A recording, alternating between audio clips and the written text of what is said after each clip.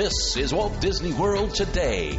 Give us 5 minutes and we'll give you the world.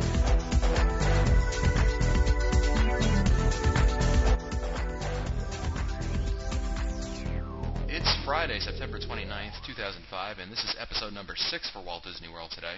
I'm your host, Matt Hochberg from mgmstudios.org, and let's go around the table and introduce everyone on our wonderful panel. We've got Mike Scopa, trip planning guru from mouseplanet.com. Welcome, Mike. Thanks, Matt. Good to be here. And Len Testa is also here, co-author of the unofficial guide to Walt Disney World, and he's also the guy who answers all that email that goes to touringplans.com. Welcome, Len. Hello! And, thanks, Len. And, it's late. Go ahead. And no Mike Newell this show. He will hopefully be joining us soon. And before we get started, let me say that if you have any questions about the show, please be sure to email them to us at questions@wdwtoday.com. We'd love to hear from you. And today we'll be sharing our parade and fireworks tips. That's right, we're going to bear all and tell you where the best places to see your favorite parade and fireworks show are, as well as give you some helpful tips on when to arrive and other useful information so that you can make your next time at Disney World much more easy on you. So let's start things off with the Magic Kingdom. I've been there, yes. Good. Then we know what we're talking about. All right, excellent. I don't love the afternoon parade. Let me just throw that out there right now. I don't think it's worthwhile at all. I'm in agreement with you. You're better off taking a nap. All right, I guess I have to be the voice of reason here. Go ahead, Mike. Go ahead. I know. I'm not talking about wishes. I'm talking about the parade, the afternoon parade. Go ahead. Well, first off, everyone should know, I've heard this from a cast member friend of mine who has been working many years as a crowd control person, and he tells me that the guests should all realize that for a good spot, they need to plan to be in their spot, away from the parade, 45 minutes before the day parade and 90 minutes before Spectral Magic, the nighttime parade. That's the lead time that he is suggesting for the guests. As far as the daytime parade, well, what's a parade? I think that the parade is probably overdue for a change, but we're here to talk about where we want to suggest everyone to watch the parade. I have 3 places that I personally like to set out when I'm watching the parade, be it the afternoon parade or be the evening parade. First place is in front of the train station, with the train station to my back, and that is directly looking at the castle. The reason why I like that is if I feel like I'm going to videotape, at one point when the parade floats are going around the square, they're going to be facing me head on. So that gives you a really good chance to get some really good video.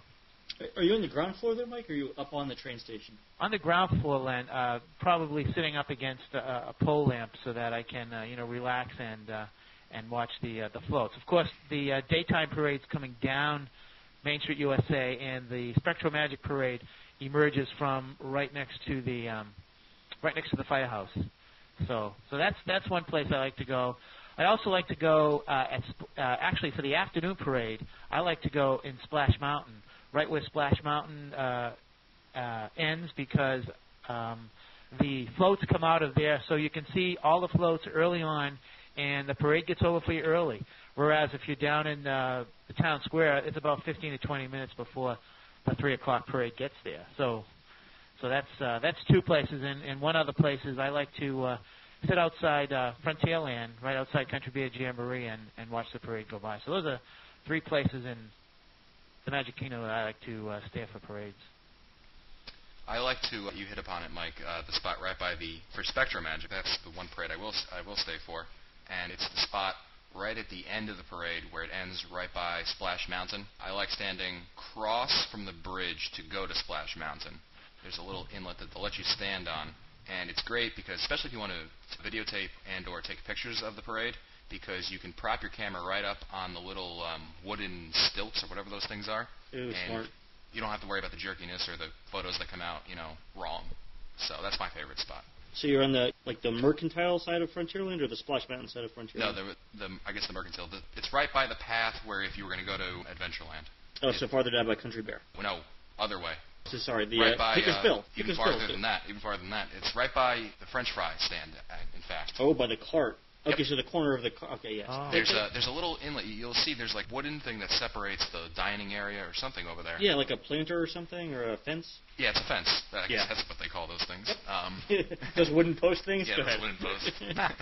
It's great. It's great for photos. Yeah, it's pretty smart to it on the corner. I guess you can't get too much of a crowd. Yeah, that's actually not bad. I also like that side of Frontierland.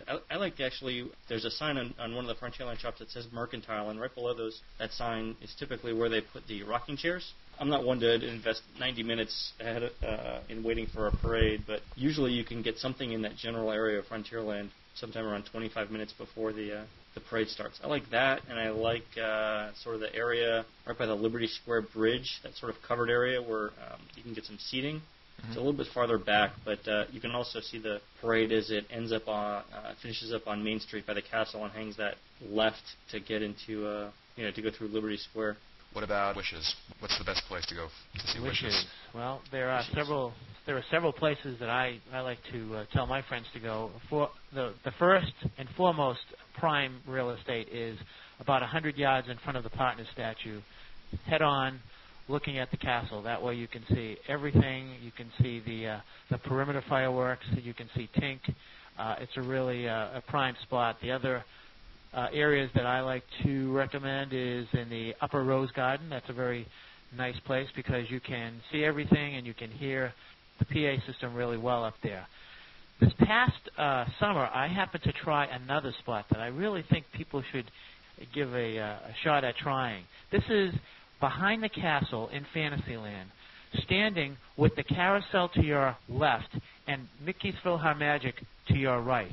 The shells are fired and explode above your head, and it's just an amazing perspective to watch the parade from. So those are the three areas that I like to. Do they give you helmets when you stand back there? I'll tell you, Len, it's pretty cool because the cast members back there are so animated, and they're always telling you, watch for this, watch for this, watch for this. But one thing, though, if you're back there and you're watching it from that perspective, don't even think about filming because you're going to have to. You need 9 eyes. You need the 9 eyes camera to film it. Great reference. Yeah. Exactly. I like Wishes a lot. I think it's a fantastic fireworks show. Certainly, if you haven't seen it before, you only see those types of effects at a big city's 4th of July festivals, like something in New York or Chicago or Los Angeles. Some of the effects they have are just fantastic. The one thing that I've noticed about Wishes, and Mike alluded to this with his viewing spots, is you don't want to be too close to the castle, especially on the Main Street side. You sort of lose perspective of it. So you're going to see a lot of people who haven't been there before who try and get as close to the castle as possible, especially initially. You don't want to be that close. You want to be back somewhere around, I would say, like the ice cream station on Main Street or Casey's Corner, right. Sort of where Main Street meets the central hub. I think that's the closest you want to be. I mean, my ideal viewing spot, personally, guys, and I'm sure you'll agree on this one, is from the concierge rooms at the Polynesian overlooking the lagoon, right? With a drink in your hand. I've actually done that before. Trust me, it's superb. I prefer the beach, personally. But. You can hear the music, you can see the shells. I'm telling you, if you've got a drink and you've got your toes in the sand, it's spectacular. I guess that's it for Magic Kingdom. Let's move on to Epcot, where there is no parade. But there used to be. There used to be. Hey, I'm not going to sing on the show, but go ahead. Yeah, that's a whole other show for you, Len. Yeah, no, really. So let's talk about Illuminations and our favorite spots at Illuminations. The single greatest fireworks spectacular in all of Walt Disney World. Go ahead. Here. I agree, Len. Yep. I had the opportunity one year of going on Illuminations cruise, and we docked underneath the bridge between United Kingdom and France, and I thought that was going to be an exceptional viewing spot, but I was kind of disappointed because depending upon where you dock underneath, you really can't see it's too low. The World Showcase. You're right, Len. It's just I don't see what the appeal of those things are at all. I mean, I guess it's kind of fun to do once, but you can't see the show. That's it. You really can't see the show. Now, I discovered a spot that if someone really wants to get a good view of the video globe, what you want to do is you want to, as you're facing the American Gardens Theater near the American Adventure, if you go to the left of that theater, I'd say about 150 feet, there's a trash can. If you stand at that trash can, you'll have a great view of the video globe if you want to see it up close and personal. That's a real... All right, so if you're at the American Gardens, you're facing it, you go 150 feet to your left towards Japan? That's Japan? Is that Japan? I believe you're right, Len, yeah. So is it actually in front of Japan, or is it in that little no man's land between Japan and... It's still in the American Adventure area, really. So is it past the funnel cake, or...? Yes, it's past the funnel cake. Okay. So it's right around there, and you really could get a good view of the video globe. So that's a pretty popular place if you really want to see the video globe. Of course, you can go down in that area between the United Kingdom and France, where a lot of people gather. That's a real popular place, as well as near the outpost on the other side of the lagoon. But the thing to keep in mind is where the smoke is blowing that night, too. Yeah. The prevailing winds are usually towards Morocco. Right. But, I mean, it can vary anywhere from, Japan, I guess, all the way to Canada, depending on the time of the year and whatever the Florida weather's like. Personally, I like the steps at Canada. They've actually redone them in the last year or so, but it used to be you could walk up the stairs to Canada, going up to the pavilion, make an immediate left, and sort of lean right there, and see everything very well. But really, anywhere between, let's say, Canada and France, not too many bad viewing spots. And I also like right at the end where Future World meets World Showcase Lagoon. Mike, where you and I stood for the Christmas show last year, sort That's of very with good, facing the American Adventure with Spaceship Earth to your back. So it's directly front and center, and you get to see all the lights going clockwise around the lagoon during the fireworks. I'm a huge fan of Illuminations, so. My favorite place is anywhere with, in one hand, fish and chips, and the other hand, a yard of bass ale. That's right, Then it's a great show. Oh, that's a fantastic show. Yeah, actually, that little area, they usually close that off, though, don't they? The area behind the fish and chips place? It's open until, I think, a few minutes before, but I know that I've always gone there. You can't stand down there for it, though, can you? I haven't tried standing down there. Was it Harry Ransden's Fish and Chips? I thought that was for private functions. Oh, it might be. In any case, let's move on to everyone's favorite park in the whole world, the Disney MGM Studios. What a surprise. And I'll start things off talking about, of course, the afternoon parade over there, the Stars and Motorcars Parade. My tips for the parade is, first of all, you need to keep in mind the side of the street you take up, because the afternoon sun can change pretty quickly on you, especially for those people who like camping out for their spots. So be wary about glare. And my favorite spot to watch is actually on the little half walls in front of celebrity heads at the Academy Hall of Fame, which is right to the right of Sounds Dangerous.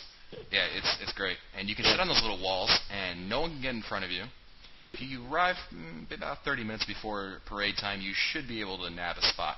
Yeah, that's actually my favorite spot as well. I guess no one's advocating sitting on the heads. No, not yet at least. Not again. No, just that once. Do you have a different spot, Mike? Actually, one of the spots that I discovered this past summer was right near, and I always get his name wrong, Sid Cahuenga's One of a Kind, where the parade floats go to their final destination. That is such a very small area that if you're standing, I forget the name of the shop, but if you're facing Sid's and you're facing the front of the park, as the floats come by, they come very close to you, and if you've got children, they can really get close and up close with the characters. I think that's a real good spot. And what's nice about it is that it's in the shade. You're away from the sun, like you had mentioned, Matt. So that's one place I like to watch the parade. You're actually at Sid's, or you're at the place across the street from Sid's? It's across from Sid's, Len. So you're facing Sid's, but your back is to like the Great Movie Ride, and you're actually facing Sid's. So when you come in the park, the filling station's on your right. This is on the left. Sid Cahuenga is on your left, but it's not Sid's. It's the place just up and across the street. From Sid, yeah. Sort of where the Emporium would be in the Magic Kingdom. Okay, got it. All right, yeah. Exactly. Matt, what's the name of that store? Is that the Clothiers? No, that's That's Matt would know. He knows this. I'm putting him on the spot too. You know. yeah. No, it's the camera store, isn't it? No, the dark room is on the other side. You're the expert now that dark room's on the other side. Yeah, come on. I know. Hold on, let me pull up mgmstudios.org where you can get all the information to everything about the Disney MGM Studios. I have a park map right here if you need it. Let me know. That is called Mickey's of Hollywood. Yeah, it could be that. Or Celebrity 5 and 10? Or is that up the street? Nope, I think it's Mickey's of Hollywood, according to this park map. No, you're right. Yep, you're right. It's Mickey's of Hollywood. I'm falling behind. But it's probably just because I was going to give you my tip for Fantasmic. Go ahead. Of course, the busier the time that you're going to be visiting, the earlier you should see the show. If the park is dead, then you really don't have to show up there that early. If there's more than one show a night, of course, always go to the second and or third showing if they've got it, because the lines for the second and third showing are going to be infinitely shorter than first show, and sometimes you can just walk on, sit down, and bam, the show will start. As for the actual seats, the middle section is, of course, always the best section. That's the Sorcerer Mickey section. Remember not to sit too close to the water and not too far from the stage. The middle 3 sections are probably the best seats. The far outsides are slightly harder to see Fantasmic, and the big problem with that is during the princess scenes, the music doesn't match what you actually see. That's right. What about you guys? After you, Len. At the risk of sounding like a heretic, I don't really love Fantasmic, and I don't see what all the fuss is about. I know. It's just I don't like the afternoon parade at the studios either. I don't know. I don't know how I ended up on a guidebook, but I like the center seats. I wouldn't invest more than 20 minutes, and I'd rather just stand through it. To me, I guess it's different if you've got kids. If you've got kids, you want to have the seat. I would definitely grab a beverage and a snack. Like a Toluca legs or something before going in. Grab something to eat, sit and cool off. If you're going to invest that kind of time in it, especially if you've got kids. Otherwise, to me, standing room only is just fine. Well, I'm almost in total agreement with Len. I mean, I like Fantasmic, but it's probably number 3 on my list of nighttime spectaculars. One of the things that I've noticed is that if you sit in the center, then you're sort of in the middle of the water screen, so I prefer to be a little bit to the left of center or a little bit to the right of center. Yeah, I think you get better perspective from a slight angle too. You don't want to be straight back. Right, but Matt's point is well taken about the princess floats and how the music doesn't match, unless you're closer to the center. The other thing is that I really don't see the big deal of the Fantasmic dinner package. I used to use that all the time, but I don't really think it's necessary, especially if you do what Matt has suggested, which I always do, and that is go for the late show. So I'm in agreement with you. I don't think the dinner package is useful. Well, plus it seems to me that everyone, when we did customized touring plans for a while, and we were helping people with the Fantasmic dinner packages, invariably their dinner time was like 4:40 p.m. That's a snack. Terrible. That's not dinner. Yep. So I don't know if they purposely get those odd times, or if people ask for them, or what happens there. But I don't ever recall seeing something like 5:30 or 6 o'clock. It was always an odd time for the dinner packages. I don't know if they reserve certain times of the day for that, but if you're not willing to eat that early, it might not be worth your while. I don't think it's that big of a deal. I wouldn't do it either. And quickly, let's move to the other park at Disney World, Animal The Kingdom. park that wasn't set up for parades. That one. I want to go. Go for it, Mike. All right, this is the ultimate tip for the Mickey's Jammin' Jungle Parade. I spot, can't wait to hear this. You guys can just relax because our listeners only have to listen to what I'm going to say, and then they can say, thank you very much. Well, as long as that's settled, go ahead. Where you want to stand is you want to stand near the Tamu refreshment spot, which is right across from the Dewa bar. And start drinking? Yeah, exactly. I'm aligned with that, yeah. If you stand there and watch the parade will go from your left to your right, and then you wait.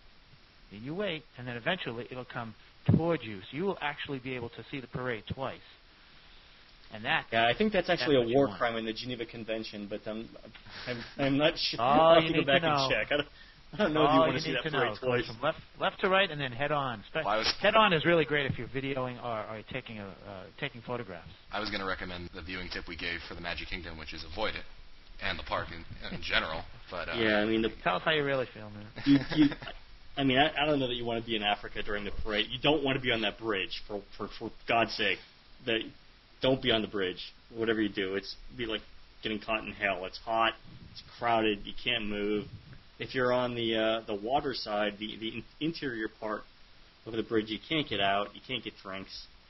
I don't love it. I do like, anywhere in the between Africa and Asia sections, you've got that sort of covered, lush walkway where there are cutouts to see little streams and stuff.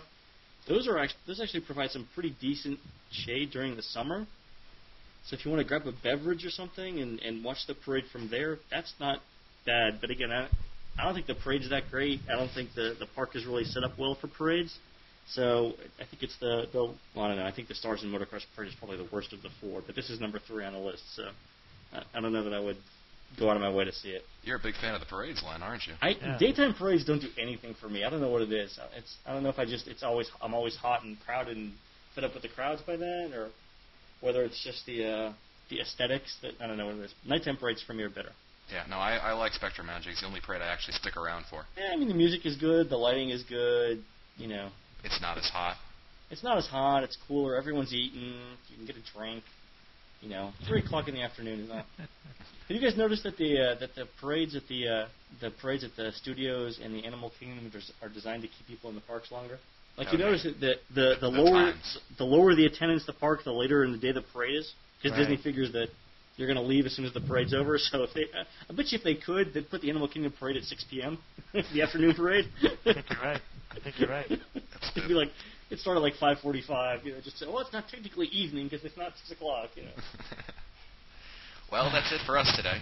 This has been episode number 6 of Walt Disney World Today. This may be our last episode also. Be sure to visit the I wonder why Mike's not showing up. Yeah, right. You got the hint a long time ago. Be sure to visit the Walt Disney World Today website at www.wdwtoday.com for all the show notes, as well as the ability to send us all your comments about this podcast. And please be sure to send us all your questions to questions@wdwtoday.com. As always, you can look for new shows on Mondays and Fridays of every week. For Len Testa, Mike Scopa, and Mike Newell, I'm Matt Hochberg. We'll see you on the next